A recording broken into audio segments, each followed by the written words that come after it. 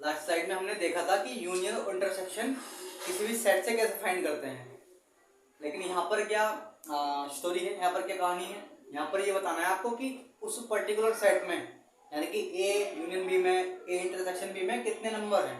ठीक है, एग्जाम्पल के थ्रू बात समझ में आएगी। देखते हैं, मान लो कोई ये सेट ए है जिसमें 1 और 2 है, और कोई दूसरा सेट है बी जिसमें 3 और 4 है।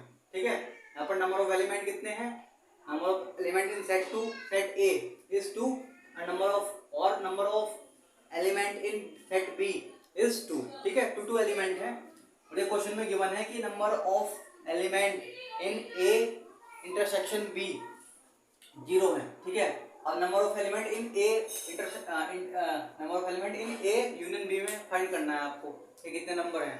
तो उसके लिए क्या फॉर्मूला होता है, उसके लिए फॉर्मूला होता है n A plus n B minus n A intersection B, यानी कि number of element in A plus number of element in B minus number of element in A intersection B. ठीक है, ये 2 गिवन है। ठीक है, और ये 2 गिवन है, ये 0 गिवन है, तो टोटल नंबर कितने आ जाते हैं 4। Number of element in A union B में कितने नंबर है, ए यूनियन बी में टोटल कितने नंबर है, टोटल नंबर है 4। ठीक है, ऐसे फाइंड करते हैं। इसका यूज आगे होगा इसलिए बताया गया है, इसको बहुत ज़्यादा यूज होगा इसका आगे तक के लिए। छोटी सी बातें नोट करनी है आपको, ये नोट पॉइंट हैं, अभी बताता हूँ इनको मैं, और इससे पहले ये देख लेते हैं। देखो यहाँ पर ए और बी का कार्टेशियन प्रोडक्ट है, और यहाँ बी और ए का कार्टेशियन प्रोडक्ट है। यहाँ पर ए पहले है और यहाँ पर बी पहले है। ठीक है, आपको बीच में इंटरसेक्शन दिया गया है।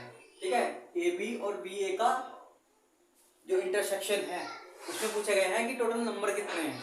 ठीक है, नंबर ऑफ एलिमेंट बताने हैं ए क्रॉस बी में और बी क्रॉस ए के इंटरसेक्शन में। ठीक है, उसकी इसी ट्रिक क्या है, देखो जब भी ये फॉर्म बनी हुई मिलेगी ना आपको, चाहे यहाँ पर ए हो बी हो बी हो ए हो कुछ भी हो यहाँ पे। ठीक है, इसकी जो ट्रिक है वो ध्यान रखना, यहाँ बी भी हो सकते हैं, यहाँ ए भी हो सकते हैं, कुछ भी हो सकता है। तो ट्रिक क्या है इसको सॉल्व करने की, ट्रिक ये है आपको एन सबसे पहले इसको लिखना सीखना है। इसको कैसे लिखा जाता है, देखो पहले वाले में से पहला नंबर आएगा। ठीक है, यहाँ पर फिर दूसरे वाले में से पहला नंबर आएगा, फिर सेकंड वाले में से फर्स्ट वाले में से सेकंड नंबर आएगा, फिर सेकंड वाले में सेकंड नंबर आएगा। पहले आएंगे दोनों के फर्स्ट ये और ये आए हैं, फिर आएंगे दोनों के सेकंड बी और ये आए हैं। ठीक है, हमेशा ही ऐसा करना है जब भी ये फॉर्म बनेगी ना और आपको नंबर ऑफ एलिमेंट्स पूछे हैं। समझ में आया? अब आगे देखते हैं, एग्जाम्पल के थ्रू बात समझ में आएगी। मान लो कोई सेट ए है और वहाँ पर 2 एलिमेंट है 1 और 2। ठीक है, बी सेट में 2 और 5 एलिमेंट है। ठीक है, अगर यहाँ से number of element in A intersection B number of element in A intersection B अगर आप फाइंड करोगे तो यहाँ कितना आएगा, यहाँ पर आएगा 1। ठीक है, क्यों? क्योंकि ए इंटरसेक्शन बी में कितने एलिमेंट आएंगे अगर करना चाहें तो ए इंटरसेक्शन बी में कॉमन आता है। यहाँ पर कॉमन क्या है, 2 और 2 कॉमन है, तो 2 और 2 आएगा। ठीक है, और अगर number of B intersection A में देखोगे आप तब भी बनी आएगा। ठीक है, ए बी में देखा जाए या बी ए में देखा जाए तब आएंगे तो कॉमन ही, तो ये सेम आते हैं। ठीक है, और आगे अब ये फाइंड करना है, इसको फाइंड कैसे करते हैं ऊपर बताया था। फर्स्ट वाला यहाँ आता है ना, और सेकंड वाला यहाँ आते हैं, तो ये आ गए है ना। तो ये एन ए इंटरसेक्शन बी कितना है 1 और एन बी इंटरसेक्शन ए कितना है 1, तो 1 × 1 तो 1 आ गया। ठीक है, 1 आई इसकी वैल्यू। अब आगे देखते हैं, ये तो इंटरसेक्शन की बात हो गई है ना, इंटरसेक्शन हो गया ये। अब यूनियन कैसे फाइंड करते हैं, यूनियन फाइंड करने का वही पुराना तरीका है जैसे ऊपर हम ये फाइंड करते थे ना, n A plus n B minus n A intersection B. यहाँ पर क्या करना है, इस पूरे को ए मान लेना है और इस कंप्लीट को बी मान लेना है। ठीक है, तो ये क्या बन जाएगा, n A n A union B. N A union B क्या होता है, n A plus n B minus n A intersection B. तो ये एन ए आ गया, ये एन बी यहाँ आ गया। ठीक है, minus n A intersection B. Okay, इसकी वैल्यू क्या है, इसकी वैल्यू है 6। ये 6 कहाँ से आया है, इसको पता करने के लिए सबसे पहले नोट पॉइंट देखते हैं। ठीक है, मान लो कोई सेट ए है जिसमें नंबर ऑफ एलिमेंट है p, और कोई सेट b है जिसमें नंबर ऑफ एलिमेंट है q, और कोई सेट है a इंटरसेक्शन b का जिसमें नंबर ऑफ एलिमेंट है r। ठीक है, क्वेश्चन में इतना गिवन होता है। तो सब देखो कैसे इतने सारे ये चीजें हैं कैसे फाइंड करते हैं। सबसे पहले n a क्रॉस b कैसे फाइंड करेंगे, n a cross b find करेंगे n a into n B से। ठीक है, n a into n B से। तो n a कितना है p और n b कितना है q आ जाएगा। अगर यहाँ a क्रॉस a होता है तो तब क्या करना पड़ेगा, कुछ नहीं होता है, पहले नंबर का एन ए होता है, लेकिन सेट ए के नंबर ऑफ एलिमेंट और सेट बी के नंबर ऑफ एलिमेंट। यहाँ पर सेट ए भी ए है और सेट बी भी सेट ए है। ठीक है, तो यहाँ पी स्क्वायर हो जाएगा, इसलिए एन बी क्रॉस बी क्या हो जाएगा, n B into n B यानी कि क्यू स्क्वायर।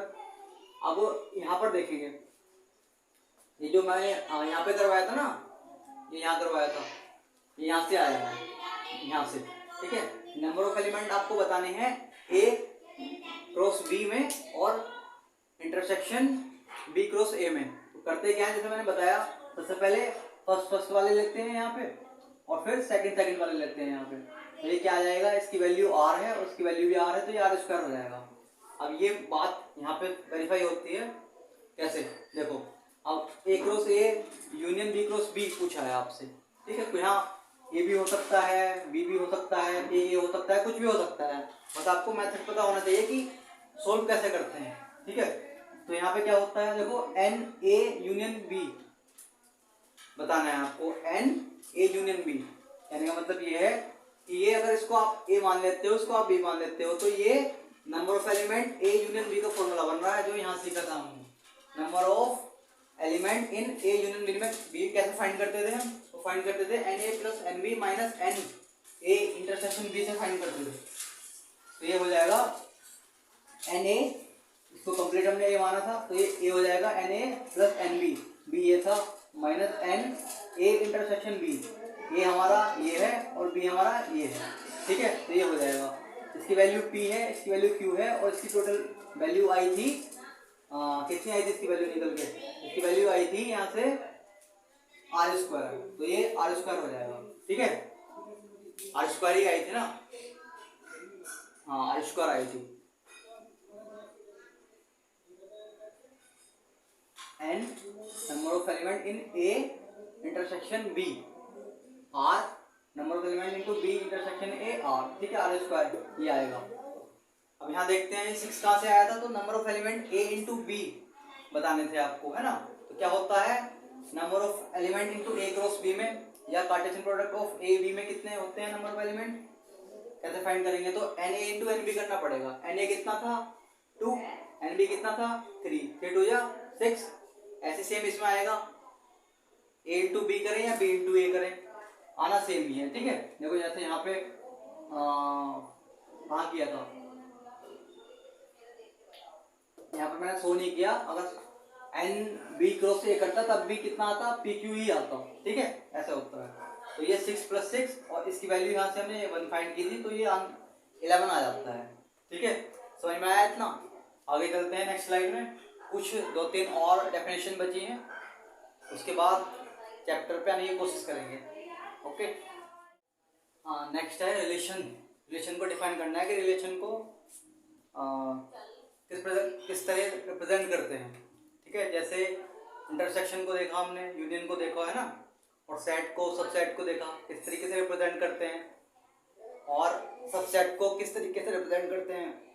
ठीक है, अभी हम रिलेशन को देखेंगे, रिलेशन कैसे डिफाइन होता है, किस प्रकार से रिप्रेजेंट करते हैं।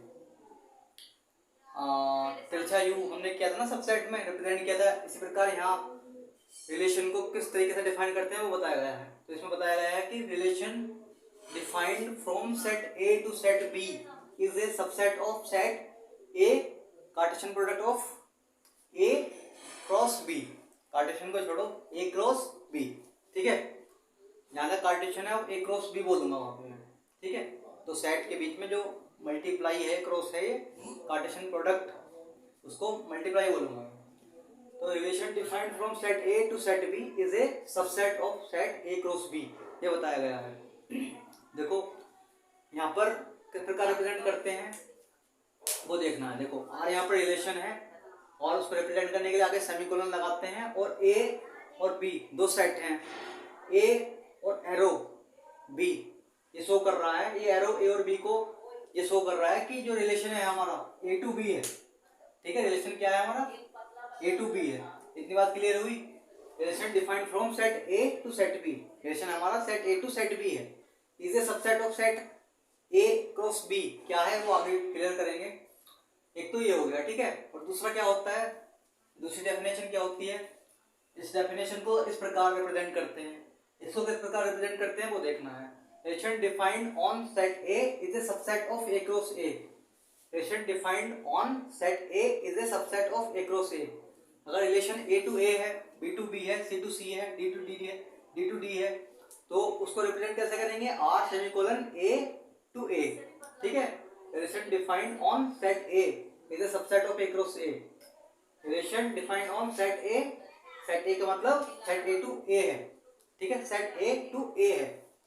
ठीक है, एग्जांपल के थ्रू बात समझ में आएगी। देखते हैं, माना कोई सेट ए है, 1 और 2 उसमें एलिमेंट है, बी सेट है कोई जिसका 3 और 4 एलिमेंट है, तो आपको बताना है कि relation defined from set A to set B कैसे होगा, है ना। और सबसेट क्या है ये, ए क्रॉस बी का सबसेट कैसे होता है तो देख लेते हैं। सबसे पहले ए क्रॉस बी फाइंड करेंगे, क्योंकि ये कहा गया है कि relation defined from set A to set B is a subset of set A cross B. ठीक है, अगर यहाँ बी ए होता तो यहाँ बी क्रॉस ए लेते, अगर यहाँ ए होता तो जैसे कि यहाँ किया गया है ए क्रॉस ए लेते। जैसा भी जिस रिलेशन जिस सेट की ओर जा रहा है उसी ऑर्डर में लेना है। ठीक है, तो ए क्रॉस बी हमने इसलिए फाइंड किया है। ए क्रॉस बी फाइंड करेंगे यहाँ से, तो सेम जैसे पीछे करते हुए आ रहे हैं, तो 1 3 1 4 2 3 2 4 बनेगा, 1 3 1 4 2 3 2 4 बनेगा।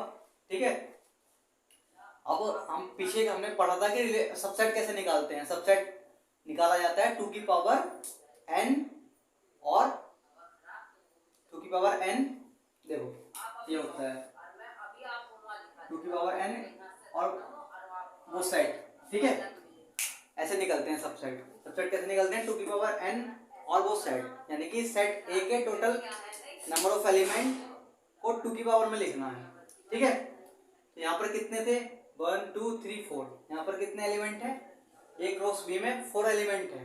तो कैसे काउंट करेंगे सबसेट को, total subset of A cross B के सबसेट कैसे निकलेंगे, 2 की पावर 4 करना पड़ेगा, यानी कि यहाँ टोटल 16 सबसेट आए हैं। और सबसेट को ही क्या बोला गया है, ये कहा गया है कि relation defined on set A is the subset of A cross A, या फिर ये कहा जाए कि relation defined on set A, relation defined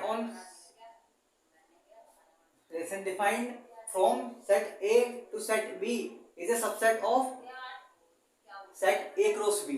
ठीक है, यहाँ जो रिलेशन डिफाइंड किया गया है ना, वो सबसेट है किसका, ए क्रॉस बी का। ए क्रॉस बी के सबसेट कितने आए हैं, 16, तो टोटल 16 रिलेशन आए हमारे पास। ऐसे फाइंड करते हैं रिलेशन। ठीक है, मान लो ए टू ए होता है तब ए क्रॉस ए निकालते हैं। ठीक है, ए क्रॉस ए के मान लो 2 एलिमेंट, ए क्रॉस ए में 2 एलिमेंट आए हैं। ठीक है, नंबर ऑफ एलिमेंट 2 है टोटल, 2 की पावर 2 करना पड़ेगा, तो 4 रिलेशन बनेंगे यहाँ पे, है ना। जैसे कि यहाँ 16 रिलेशन बने हैं, तो मैं रिलेशन कैसे फाइंड करने हैं, तो ऐसे रिलेशन फाइंड होते हैं इसमें सबसेट के द्वारा। पहले सबसेट काउंट करो, उतने रिलेशन होते हैं। ठीक है, मान लो कोई रिलेशन हमने R1 लिखा है, 1 3 हो गया, R2 हमने 1 4 मान लिया है ना, R3 1 3 2 4 2 3 हमने मान लिया। ठीक है, ऐसे करते करते जब हम टोटल रिलेशन यहाँ पर 16 आए हैं, तो 16 पे रिलेशन पे पहुंचेंगे। तो जैसा कि हम पीछे करके आए हैं, पीछे हमारा नल सेट होता था, है ना, एक खाली सेट होता था ना, एम्प्टी सेट, वो सबसेट में होता ही होता था। ऐसे ही यहाँ पर भी एक रिलेशन ऐसा बनेगा जो नल होगा। ठीक है, खाली होगा, एम्प्टी होगा, इसको एम्प्टी रिलेशन बोलेंगे। क्या बोलेंगे, एम्प्टी रिलेशन।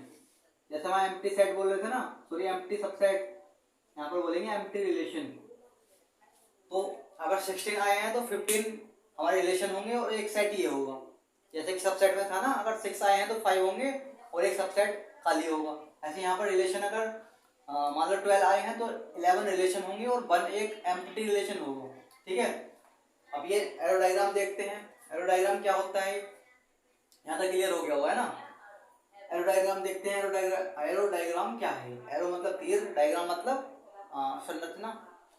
तो एरो डायग्राम रिलेशन को रिप्रेजेंट करने का मेथड है, ठीक है। ये जो रिलेशन है इनको रिप्रेजेंट करने का मेथड है एरो डायग्राम।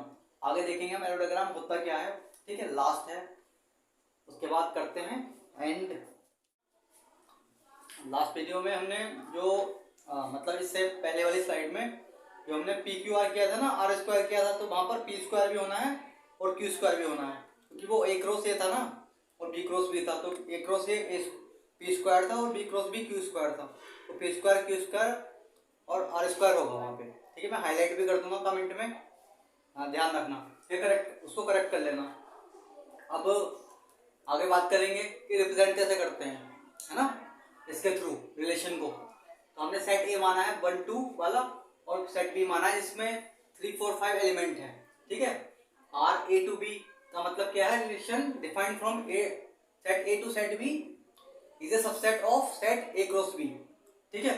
तो सबसे पहले ए क्रॉस बी निकाला, क्योंकि ए क्रॉस बी के सबसेट देखने हैं हमें, फाइंड किए। तो यहाँ पर कितने आए हैं? यहाँ पर आए हैं 1 2 3 4 5 6 टोटल 6 आए हैं, ठीक है। सबसेट कितने आए टोटल? सॉरी, ए क्रॉस बी कितना आया है? ए क्रॉस बी में टोटल कितने हैं? 1 2 3 4 5 6 ग्रुप है, ठीक है। तो सबसेट फाइंड करने के लिए क्या करना होता है, डिटेल में मैंने इतना नहीं बताया, लेकिन जो मेन बात है वो ये है कि इसको समझना है हमें। तो यहाँ से सबसेट कितने आएंगे? सबसेट आएंगे 2 की पावर 6 में, ठीक है। 2 की पावर 6 में आएंगे तो बहुत सारे रिलेशन बनेंगे। 2 की पावर 6 कितना होता है? देखो 2 की पावर 6, 2 की पावर 2 4 होता है और 2 की पावर 4 64 होता है। कितना हो जाएगा ये? 256 हो जाएगा, ठीक है। तो टोटल 256 रिलेशन बनेंगे। मान लो फर्स्ट रिलेशन अगर मान लेते हैं कि फर्स्ट रिलेशन 1 3 1 4 बनेगा, ठीक है। सेकंड रिलेशन 1 3 1 5 2 3 बनेगा, ठीक है। और थर्ड रिलेशन बनेगा 1 3 2 4 2 5 2 3। हमने मान लिया है, ठीक है। सब डिफाइन नहीं करने हैं, सारे के सारे नहीं बताने हैं। और एक सेट इनमें एक सेट आर कोई सा भी हो सकता है, ठीक है, वो होगा नल, है ना। और एम्प्टी रिलेशन होगा, ठीक है। नल रिलेशन कह सकते हैं, एम्प्टी रिलेशन कह सकते हैं, वो भी होगा इसमें ऐड, ठीक है। अब इसको रिप्रेजेंट करने का तरीका क्या है? इसलिए हमने 3 इसलिए लिए हैं ताकि हम रिप्रेजेंट कर सकें, किस तरीके से रिप्रेजेंट करते हैं इसको पता चल जाए, ठीक है। और भी लिख सकते थे, जरूरत नहीं है लेकिन लिखने की। तो करना क्या है, देखो सबसे पहले कार्टेशियन प्रोडक्ट देखना है, जो भी पूछा गया है, ए टू बी पूछा है, बी टू ए पूछा है, वो निकाल लेना है, ठीक है। सबसेट फाइंड कर लेने हैं, उतने टोटल रिलेशन होंगे, ठीक है। उसके बाद रिलेशन बना लेना है R1 R2 R3 का, जितने पूछे गए हों, ज़्यादा नहीं पूछे जाते वैसे, है ना। तो यहाँ पर हमने रिलेशन बनाया, तो कोई सा भी रिलेशन हम शो कर सकते हैं, R1 R2 R3 जितने भी रिलेशन 256 रिलेशन है टोटल। इसमें जो भी ये शो करने के लिए बोलेंगे इसके थ्रू, तो वो शो कर देंगे हम। करेंगे कैसे? देखो ये सेट ए है, ये सेट बी है, ठीक है। इसके अंदर आएंगे सेट ए के एलिमेंट, इसके अंदर आएंगे सेट बी के एलिमेंट। सेट ए के एलिमेंट है 1 और 2 और सेट बी के एलिमेंट है 3 4 5, ठीक है। रिलेशन ये एरो शो कर रहा है कि रिलेशन R1 शो कर रहे हैं हम set A to set B, है ना। R1 रिलेशन शो कर रहे हैं set A to set B. यहाँ R1 R2 R3 R20 R256 यानी कि R256 तक जाएंगे, है ना। और set A to set B है रिलेशन, तो set A to set B relation R1 show कर रहे हैं हम। देखो एरो बता रहा है कि किस सेट से किस सेट की ओर है। अगर ये यहाँ पर बी ए होता तो बी से ए की ओर जाते हैं ना, तो मेरे बात, तो बी से ए की ओर क्या जाते हैं, यहाँ बी होता यहाँ ए होता, तब बी से ए की ओर जाते हैं ना, एरो ये बनता। लेकिन यहाँ सेट बी होता, यहाँ सेट ए होता, ठीक है। मैंने इसलिए बता दिया कहीं कंफ्यूज हो जाओ आप, सब कुछ क्लियर करके चलना है बिल्कुल, एक बात। देखो अब क्या है, सेट ए सेट बी हो गया। रिलेशन R1 में 1 3 है और 1 4 है, ठीक है।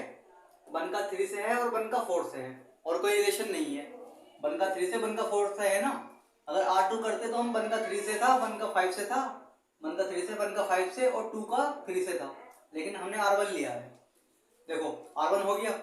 ऐसे R3 अगर देखते तो 1 का 3 से है और 2 का 4 से है और 2 का 5 से है, ये देखो 2 का 5 से और 2 का 3 से यहाँ होता, ठीक है। ये एरो दर्शा रहा है कि किसका रिलेशन किससे है, ठीक है। अब डोमेन, रेंज और कोडोमेन क्या होते हैं, ये यहाँ मैंने फाइंड भी कर दिए हैं इन्हें, यहाँ फाइंड कर चुका हूं मैं, लेकिन फाइंड करने से पहले एक बार देख लेते हैं कि कोडोमेन, रेंज और डोमेन होता क्या है, ठीक है। मान लो कोई रिलेशन दिया गया है, रिलेशन R है which is defined from set A to set B, ठीक है। if a relation defined from set A to set B, यानी कि कोई रिलेशन दिया गया है, तो डोमेन क्या होगा, कोडोमेन क्या होगा और रेंज क्या होगी, वो देखना है, ठीक है। तो डोमेन की बात करें तो डोमेन में लिखा गया है all the elements of set A which are related to set B are called domain, ठीक है। All the elements of set A which are related to set B are called domain। देखो set A में, यानी कि जो पहला set है, इसमें जितने भी एलिमेंट सेट B से यानी कि दूसरे वाले सेट से रिलेट कर रहे हैं, वो सभी किस में आएंगे, वो सभी आएंगे डोमेन में, ठीक है। डोमेन का पता चला, जितने भी फर्स्ट सेट में से एलिमेंट्स सेट बी से रिलेशन बना रहे हैं, ठीक है, सेट बी के एलिमेंट से रिलेशन बना रहे हैं, वो सब क्या होंगे, वो सभी एलिमेंट आएंगे रेंज में, सॉरी डोमेन में, ठीक है। डोमेन समझ में आया। और दोबारा बता देता हूं मैं, सेट ए के यानी कि फर्स्ट सेट के जितने भी एलिमेंट सेकंड सेट के जितने एलिमेंट्स के साथ रिलेशन बना रहे हैं, रिलेटेड हैं, तो वो सभी एलिमेंट फर्स्ट सेट के किस में आते हैं, डोमेन में आते हैं, ठीक है। डोमेन की बात हो गई। अब रेंज की बात करते हैं। रेंज क्या होती है, रेंज इसका जस्ट अपोजिट है। देखो रेंज में मैंने डेफिनेशन नहीं लिखी है, लेकिन नोट कर लेना, मैं बोल रहा हूँ। All the elements of set B which are related to set A are called range. All the elements of set B which are related to set A are called range, ठीक है। Set B यानी कि second set के जितने भी element relate कर रहे हैं सेट A से, है ना, यानी कि फर्स्ट सेट से, तो वो सभी क्या कहलाएंगे, वो सभी कहलाएंगे रेंज में, ठीक है। सभी एलिमेंट क्या कहलाएंगे, वो रेंज में आते हैं, रेंज में, ठीक है। जितने भी सेट बी के सेट ए से रिलेट कर रहे हैं वो रेंज में आएंगे। अभी यहाँ आएंगे ना, पूरी बात क्लियर हो जाएगी। और कोडोमेन की बात करें, कोडोमेन का मतलब क्या होता है, complete set B is called codomain, यानी कि सेकंड वाला सेट जो होता है वो कंप्लीट सेट, जितने भी एलिमेंट होते हैं उसके सभी कोडोमेन के अंतर्गत आते हैं, ठीक है। अभी बात क्लियर हो जाएगी आपको। डोमेन देख लेते हैं। क्या बताया था मैंने, सेट फर्स्ट के जितने भी एलिमेंट सेट बी से रिलेशन बनाते हैं वो सभी डोमेन में आते हैं। देखो यहाँ वन रिलेशन बना रहा है, बी के एलिमेंट से केवल वन रिलेशन बना रहा है, तो डोमेन में बनाया है। रेंज की बात करें तो सेट बी के यानी कि सेकंड सेट के दो ही एलिमेंट रिलेशन बना रहे हैं वन से। कौन कौन बना रहे हैं, यानी कि सेट बी के सेट सेकंड के सेट बी और सेकंड सेट, या सेट ए और सेकंड सेट फर्स्ट की बोल रहा हूँ मैं, क्योंकि यहाँ चेंज हो भी सकता है ना। ये मान लो उन्होंने नाम चेंज कर दिया, यहाँ पे ए कर दिया तो यहाँ ए करना पड़ेगा, इसलिए बोल रहा हूँ, ठीक है। अब सेकंड सेट के कौन कौन से नंबर, कौन कौन से एलिमेंट रिलेट कर रहे हैं ऐसे, तो वो कर रहा है 3 और 4, तो 3 और 4 रेंज में आता है, इसलिए, ठीक है। 3 और 4 इसलिए रेंज में आ रहा है। कोडोमेन की बात करें तो कोडोमेन में सेकंड सेट के सभी एलिमेंट आते हैं, तो 3 4 5 कोडोमेन के अंतर्गत आया है, ठीक है। ये चैप्टर यहीं पे करते हैं हम स्टॉप, कल करेंगे कंटिन्यू बाकी। Okay, so that's all for today. We will meet again in the next video. तब तक के लिए bye bye, take care, love you.